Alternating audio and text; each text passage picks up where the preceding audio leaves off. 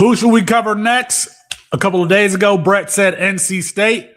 Brett, I got you. Hey, folks, let me know in the chat. Is CJ Bailey a top 10 NFL draft pick? I think he is. You can tell me why I'm wrong. Hey, I'm Felix Sharp at Sharp Review on Twitter for CampusToCanton.com. It's my personal mission. It's the personal mission of the company to grow college fantasy football. And the thing that I'm doing to try to accomplish that mission is bringing you these team breakdowns. Quite frankly, it's how I study for the game. So I thought I would bring you all along. Appreciate you joining me. If you want to help on that mission, you can check out the website. You can like the video. You can come around 8:30 p.m. Eastern time. Sunday through Thursday, I'm going to be covering teams. Let's see. We've covered Cal. I've covered my boy, Jaron Kiawe-Sagapuatele. We've covered Colorado and that dynamic wide receiver core. We've covered Michigan. We've covered I forgot all the teams that we've actually covered. I think I might cover Arizona State because they might have tomorrow because they have one of the more dynamic wide receiver cores in the country. That might be who we cover next, but you can let me know who you want me to cover in the comments.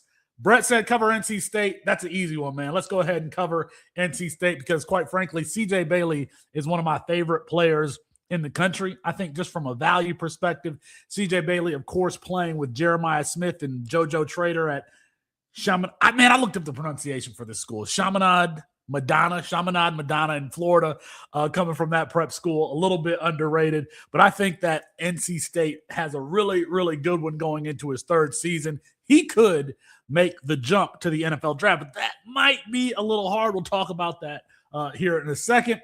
Actually, we'll talk about it right now because this team is losing a lot of production. And if CJ Bailey is going to have, a season that elevates him into the NFL draft conversation in the top 10, top 15, they're going to have to restock the cupboard. So how do Coach Dave Doeren and offensive coordinator Kirk Roper, how do they do that? Speaking of losses, this team loses their top rusher, one of the best running backs in the country in Hollywood Smothers. He joins a crowded Texas backfield. We could do a little tangent on that. I don't know why he joined that backfield. I think he would have just been fine joining NC State. I mean, we know why. It's all money related now. But Hollywood Smothers, I think he would have been in a better position had he stayed at NC State. So we'll talk about how they replace him. But they also lose 4 of their top 4 pass catchers. 3 to transfers, 1 to the NFL draft. One of those pass catchers being Justin Jolie, who I told you 2 seasons ago was an underrated player after he was coming out of UConn. Quietly, NC State had one of the best running backs in the country, one of the best tight ends in the country, and for my money, one of the best wide pass catchers in the country. I miss where I was at. Best young quarterback, one of the best tight ends, and one of the best running backs in the country. And so the cupboard is bare. How are they going to restock this cabinet for CJ Bailey? And let me be honest here. When I looked at this for the first time, I was like, ooh, it looks like it's going to be tough for NC State this year. But as of the comments, we're going to talk about Teddy Hoffman just a little bit. But I think I'm doing something for the first time that I haven't done, and that's inserting a transfer at the top of the depth chart at the wide receiver position. Since we've done these breakdowns, I'm going to be putting a transfer here. As a matter of fact, we were talking about it. Let's go ahead and bring up that depth chart. I should have some music, like some transfer music, but I need a producer. All right, this is how I see the depth chart shaken out. We got CJ Bailey at the top. Tad Hudson transfers over from the Chanticleers, Coastal Carolina. Jacob Smith, and then the running back position. This is going to be a little bit scary, in my opinion. We'll talk about that here in a second. Let me skip to tight end right here. They bring in Vander Plug from Oregon. Didn't record a catch last year, but they brought in 2 really big guys at the tight end position in Vander Plug and Hunter Provience from Montana State, who had some production last year, but at Montana State, but missed all of October, just 11 catches. Look at how deep this wide receiver core is.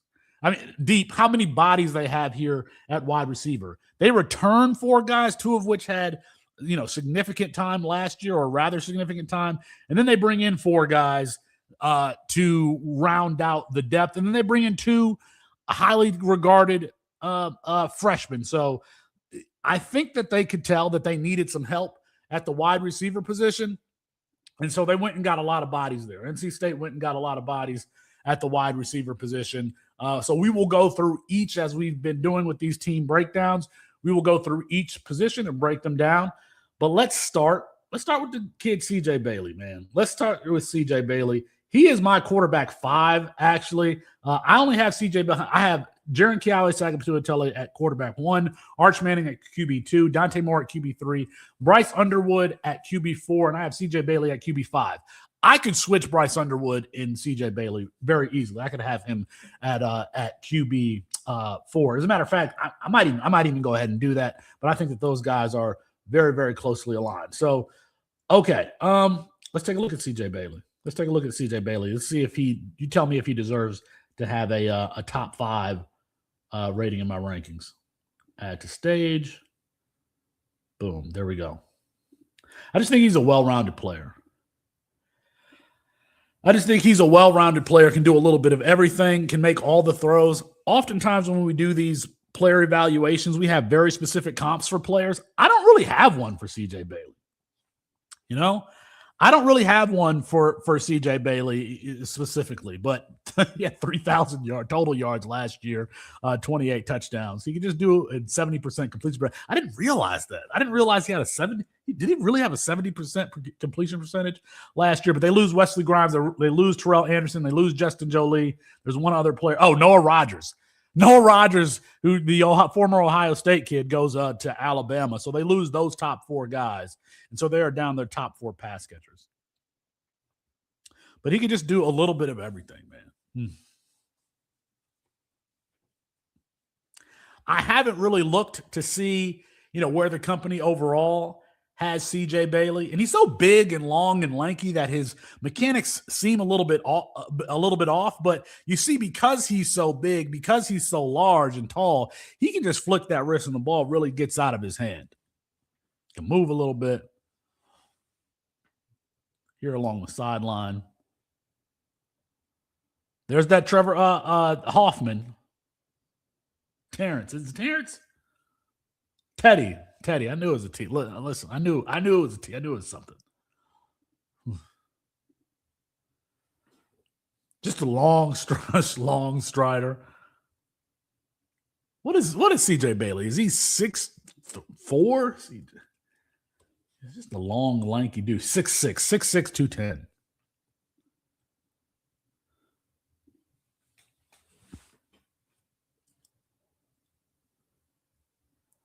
But just being aggressive down the middle. They're the departed Noah Rogers catching that ball. I have CJ Bailey in the top 5. I mean, let me know if you think that's too high. If you got somebody ranked in the top 5, you're expecting them to be a top 5, top 10 graphic. And I don't know why I wouldn't. Just looking at his first season, he had a 64% completion percentage. 2,400 yards, 17 touchdowns, and 10 interceptions. And then he improved his yards. He improved his yards per attempt was pretty much the same. And then 25 touchdowns, 9 interceptions, but went from 2,400 yards to 3,100 yards. And then he can run a little bit. He's had over 215 yards rushing in both seasons. He's just like a well-rounded player. I don't have a good comp for CJ Bailey. I really don't. I don't have a good comp for CJ Bailey. You can let me know who he reminds you of in the comments.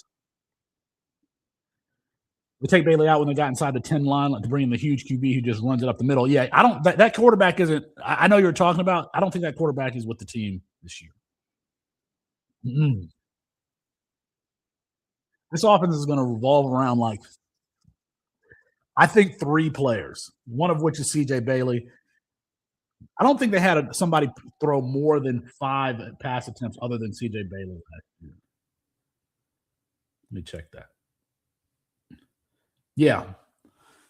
The closest was Will Wilson, and I think that might be who you're talking about in the chat. Will Wilson was 6'1", 228. Yeah. And he had 43 carries for 146 yards and 10 TDs. I don't think Will Wilson is with the team. Well,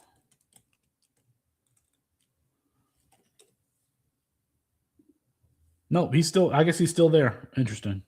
I didn't realize he was still there. Okay, so maybe they continue to use Will Wilson in that goal line package. Anyway, that's CJ Bailey. That's CJ Bailey, just a well-rounded player. I don't really have a good comp for him. They bring in, and we mentioned Will Wilson, but they bring in Tad Hudson from Coastal Carolina. I'm not going to play a highlight of him. I don't even know if there's a highlight available for him, but he has 2 seasons and he's actually throwing the ball. So Tad Hudson, 6'3", 225. Last year, he completed 54% of his passes through 254 attempts, just 1,200 yards on the season, added 44 carries for 25 yards rushing. So maybe they still use Will Wilson, but NC State is going to go as CJ Bailey goes this season. As CJ Bailey goes. All right. Let's go to the running back position. I think that this is scary for NC State. I think this is scary for NC State because they return Duke Scott. And for my money, Duke Scott is one of the more underrated running backs in the country.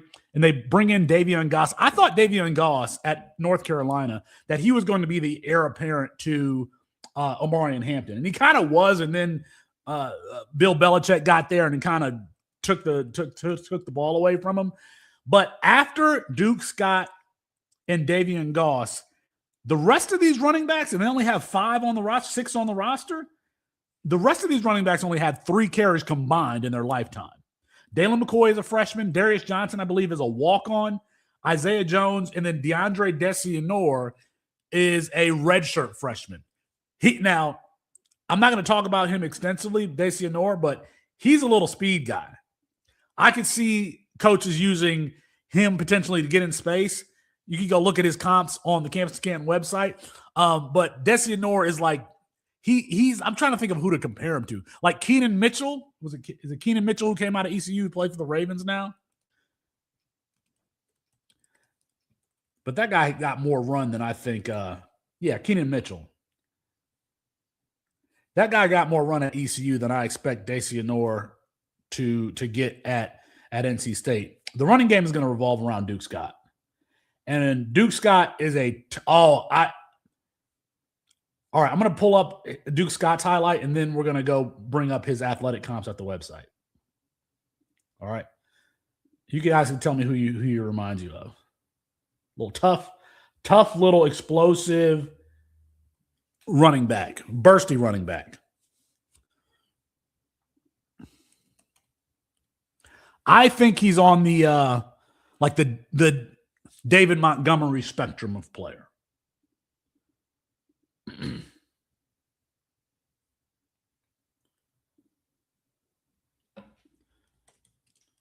And without Hollywood Smothers on the team, and Davion Goss is the only veteran backup with experience, I don't know how.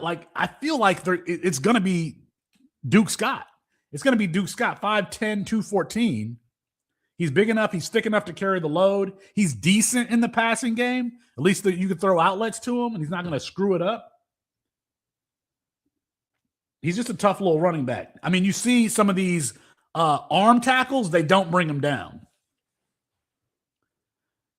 I just think that the offense kind of has to revolve around him like it did, or even more so than it did Hollywood Smothers last year. Now, he's not as vertically, he doesn't have the same speed as Hollywood Smothers, but he can break tackles. He can break tackles.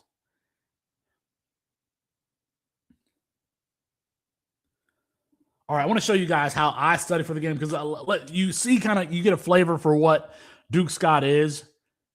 But I want to marry that with his athleticism and see, what is this guy's ceiling, okay? So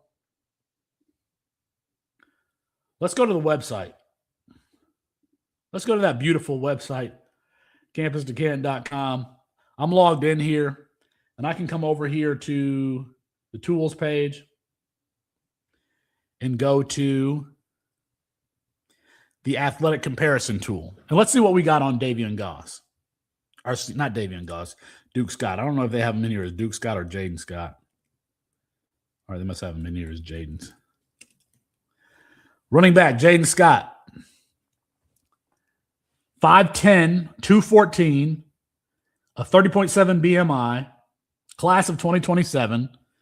We got a 70 speed score for him, 80 acceleration. That kind of matches what I've said. You know, he's not going to beat you necessarily in a race, but he is bursty.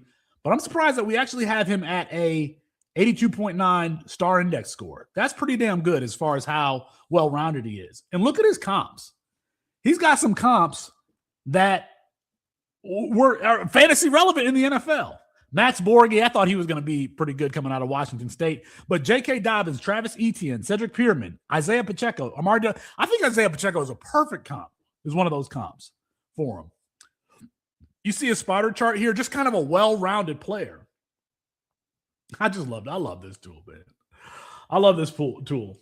So our running backs with a 4.5 or faster. Oh, yeah, we do have this 40-yard dash time. Let's go through that here. We got a 40-yard dash time of 4.42 for him. That's 91st percentile.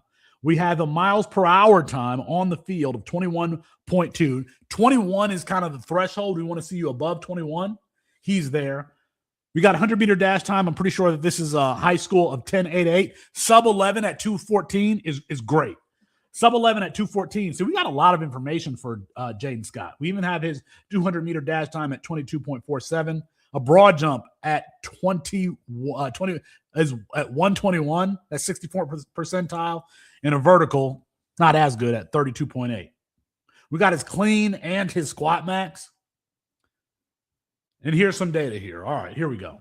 Running backs with a 4.5 or faster 40-yard dash with a 550-pound squat max who are drafted, 29% go in the top 10, 5% for all drafted running backs. So he's basically, that's saying athletically, he's there for you. He power cleans 1.8 times his body weight, 375. That's 99th percentile strength to weight ratio amongst running backs. He has a 99th percentile strength to weight ratio, a bunch of RBs. RBs with 85 power who are drafted, 1% finished in the top 5 in the NFL. Fantasy score. Okay, 1% finished as a top 5% NFL fantasy score at running back versus 5% baseline. I'm not even sure. I gotta talk to Matt about what that means. But when you just look at his profile from an analytical standpoint, this guy's a guy who has some athleticism. And I think that they are going to need him in 2026 because Davion Goss is just a guy, right? Davion Goss is just a guy. So if I'm talking about traditional CFF, now I haven't gone through every team, but right now I think that this guy's a top 3-round draft pick. If I'm talking about C2C, probably top 6-7 rounds, something like that. You know, we always like the more explosive players, but this guy's going to get a lot of volume in 2026. He's going to produce. He's going to be a running back that you can get in your college lineup and start every single week because they have to. There's only, behind Goss, there's only 3 career carries of the rest of the guys, and they just don't have a lot of guys here. They just don't have a lot of bodies. They need some bodies. Dalen McCoy comes from Buford. Buford is the same school where Justice Haynes came. I mean, Buford is a powerhouse down there in Georgia. Dylan Raiola was there. Justice Haynes. I can think of those off the top of my head. But then you're talking about walk-on caliber talent at the running back position. So would I be surprised to see this 214-pound running back carry the ball 80% of the time, 75% of the time? Yeah, I would not be surprised about that. So Duke Scott, he seems like a potential league winner to me in 2026. If they don't use that big what's his name at the quarterback position at the goal line, they're going to use Duke Scott. But I know how coaches are. Coaches are freaking conservative. And there's continuity here between the head coach and the offensive coordinator from last year. So they probably are going to use that quarterback who's going to steal 10 touchdowns from Duke Scott. Still, I think Duke Scott presents a value because he's also a potential NFL player with that athleticism, even though he doesn't have high-end speed. All right. Here's where things get interesting. At the wide receiver position, Teddy Hoffman and Keenan Jackson were freshmen last year. Actually, Keenan Jackson, I think he was a redshirt freshman. Teddy Hoffman, a true freshman. I haven't yet, in one of these breakdowns, put a transfer at the top, unless it's like, I'm sure with like Arizona State, Cutter Boley will be at the top. Here at the wide receiver position, I am. Victor Snow is going into his 5th season and balled out last year. He reminds me of another MAC wide receiver, but I think Victor Snow is going to go in and be the slot wide receiver and pretty much occupy the same space that Justin Jolie did. Slot wide receiver, tight end, occupy the same space on the field. And I think that's what C.J. Bailey is going to feel comfortable with, especially because he's the veteran. So it looks like in week 5 last year, Victor Snow was the MAC Offensive Player of the Week. Now, you don't see him return any punts in this one, but he is also a punt returner. And because of that, he reminds me of Khalil Pimpleton. If you remember Khalil Pimpleton at Central Michigan, Khalil Pimpleton, I think, plays for the Giants now, if I remember correctly. But he reminds me, from a size, from a usage perspective, he reminds me of Khalil Pimpleton. Let's take a look here at Victor Snow. Let me know. What do you think in the chat? Victor Snow, leading wide receiver for NC State. Roberson 0 for 2 on his opening drive, and they will go to the air and wide open on the slant.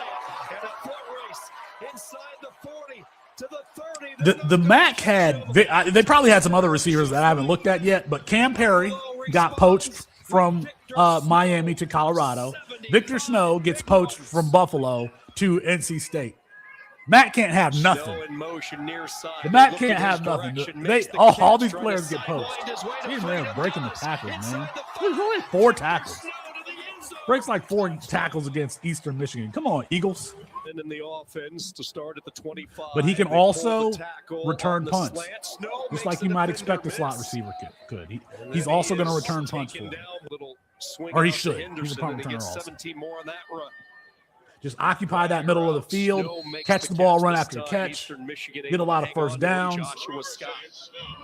I think Teddy Hoffman's going to be on the outside. The question is who's going to be the other wide receiver on the outside, because they brought in 2 other like 6'4" guys. They're getting the handoff. There we go. Victor Snow. Dave Doran, very conservative. I mean, most coaches are. So I think Victor Snow is going to be in the slot, but lead the team in receptions here in 2026.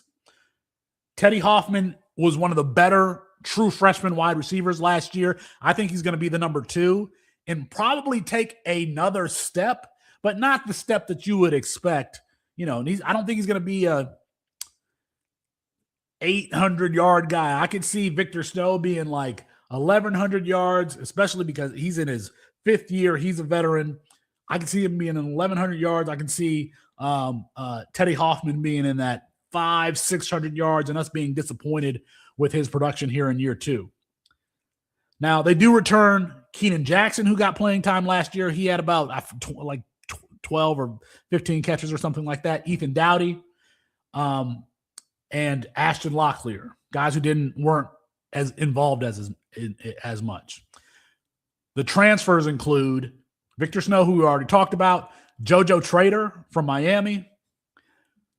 JoJo Trader has his fans, but I think he's had 2 years to show us that he could be a player. I don't think he's necessarily going to crack the top 3. The question for me is who's going to be the other receiver on the outside with Teddy Hoffman and Victor Snow on the inside. You got Tyron Warren.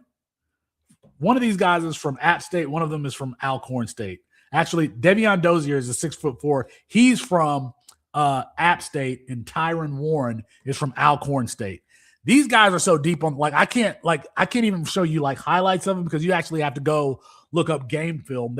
Neither one of these guys have cut up highlights individually for them. I will tell you, Davion Dozier, who was first at Arkansas, then transferred to App State, great game against Pac-12 Oregon State last year. This film is terrible, very grainy, but contested catch guy. He got behind the defense a couple of times. Great game there for Davion Dozier.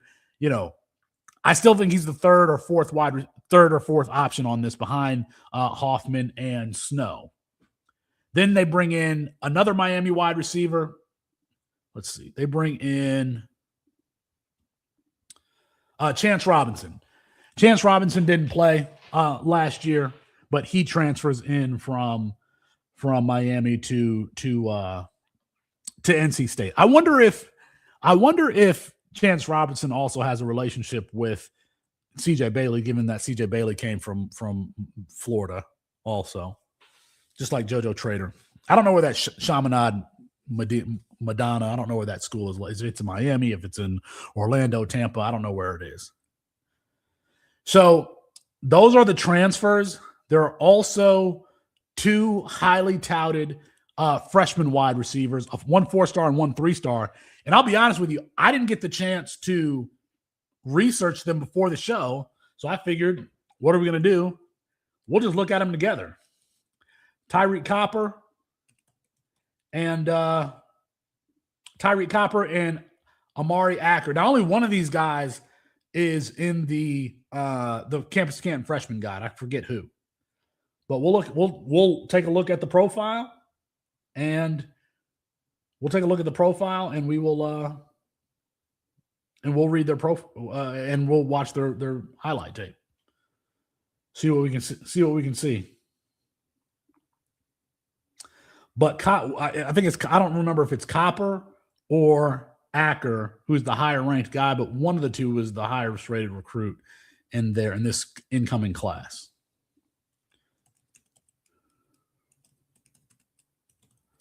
Let's see. I really need a producer. Let's see. All right, bear with me here.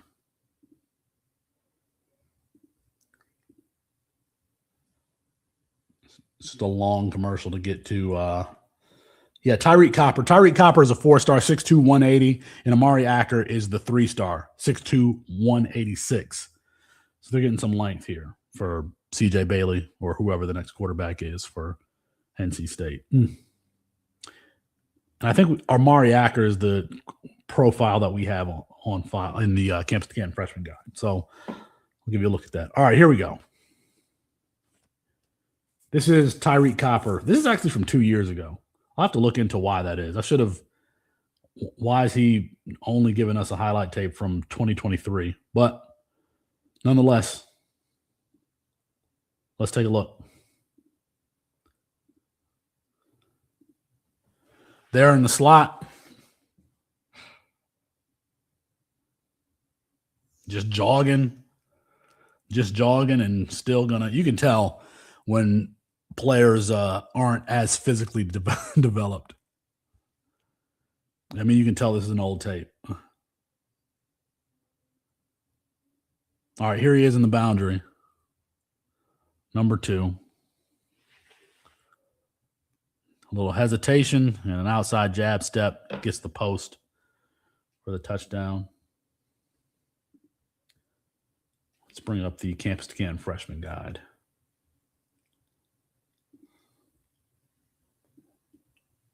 Oh, I'm going to keep playing this.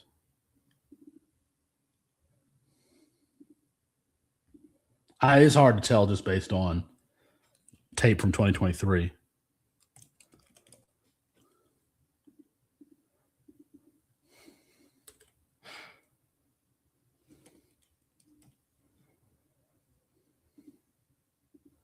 Yeah, we don't have a profile, and it could be because we don't have recent tape on him. So Amari Acker is in our tier 4, and we do have a profile on him. So we'll look at Amari Acker, and we'll look at Amari Acker and then read his profile.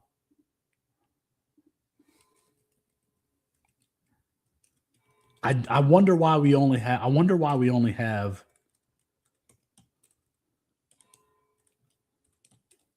the 2023 highlight tape for Copper. Doesn't make a whole lot of sense. Okay. We definitely have 2025 tape for Amari Acker, so we'll get that on here in about 30 seconds while we finish out Tyreek Copper. If you know in the chat why we only have a 2023 tape for Tyreek Copper, please let me know. It'll be interesting to see what JoJo Trader does. Miami guys love him, but he hasn't done anything. That's right. It does look like lower level football. I agree with you. We'll see Amari Acker here. Actually, while we've got this on here, I'll take this off the screen and we can move on to Amari Acker. All right, Amari Acker. This was written by Matt Powell, big wide receiver guy. He says, Amari Acker is a physically imposing receiver whose movement skills pop right away. He accelerates fast and changes direction at top speed with ease. I love the twitchy guy. If you're telling me that Amari Acker is twitchy, I'm gonna like the player. And that's what it sounds like he's saying. He attacks the ball in the air with strong contested catchability and is dangerous after the catch. He's a good punt returner as well. The biggest knock is that his route tree is underdeveloped on film. That's true for a lot of freshman wide receivers, showing mostly vertical and short routes with little intermediate work. His movement does allow him to break well when asked. And at the Carolina Shrine game, that's a game that Jalen Hyatt played in, he looked far more polished than his tape suggested, according to On3's Charles Power. I actually met Charles at the On3 offices last week or 2 weeks ago. As a senior at Crescent High School in South Carolina, Acker posted 55 catches for 1,277 yards and 16 touchdowns in 12 games, averaging 23.2 yards per catch and 106 yards per game. He added 26 carries used on the ground. We like to see that too, for 331 yards and 2 scores. Those are good numbers, but against a .02 strength of schedule is well below what we look for. So you mentioned in the chat, it looks like Pee Wee football. That strength of schedule number that we have in the freshman guide, 0.2, that tells you that it is a lower level of competition. Acker is 6'1", 186 pounds with a 73-inch wingspan. He clocked a 21.1 mile per hour max speed and a 10.5 100 meter. 10.5 is pretty damn good. He posted a 10-foot broad jump and a 34-inch vertical and a 4.4 in a 4.22 shuttle in the weight room. He has a 500-pound squat and a 500-pound deadlift and a 280-pound bench press. Okay. All right. Let's just take a look at him. Let's see what he looks like.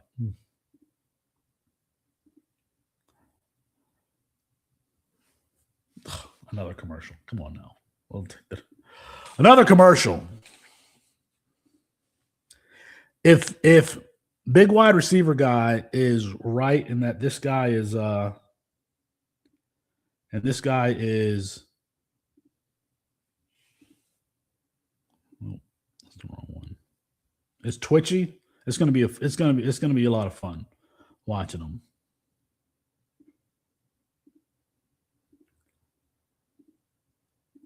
All right, I finally got it up here. Here we go. Let's watch him. All right, here he is, all the way to the field, bottom of the screen.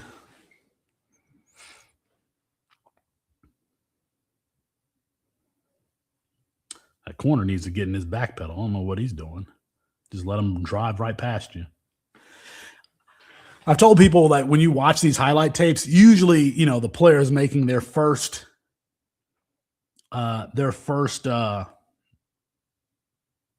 play. They're trying to make that the best play that they have on the tape. And here are the first two, catches a tip ball for a touchdown, takes a reverse for a couple of yards. I haven't seen anything that leads me to believe he's going to be contributing here this year. Here he is getting a kick return. Let's take it to the house.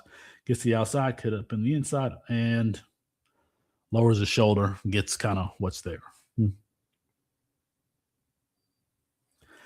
Look, you guys might say, "Oh, this is this is what we end up doing, man," and watching these players to come up with opinions.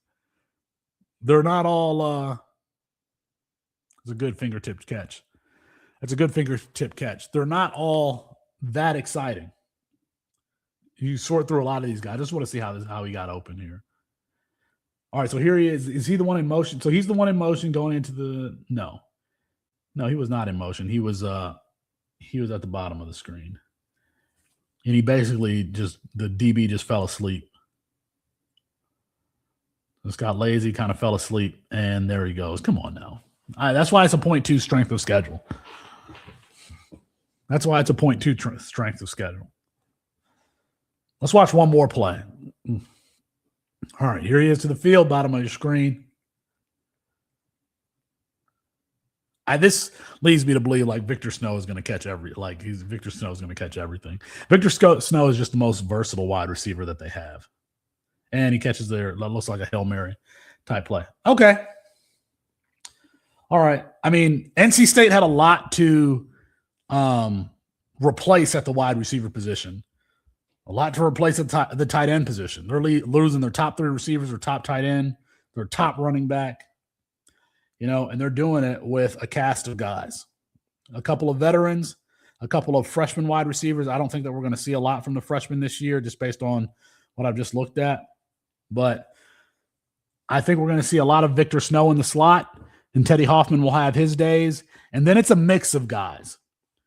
It's a mix of guys of Tyran Warren, JoJo Trader, Davion Dozier, and Keenan Jackson. No, I don't really have a good sense for who's going to be the number 3, but I do think that they're going to be the number 3.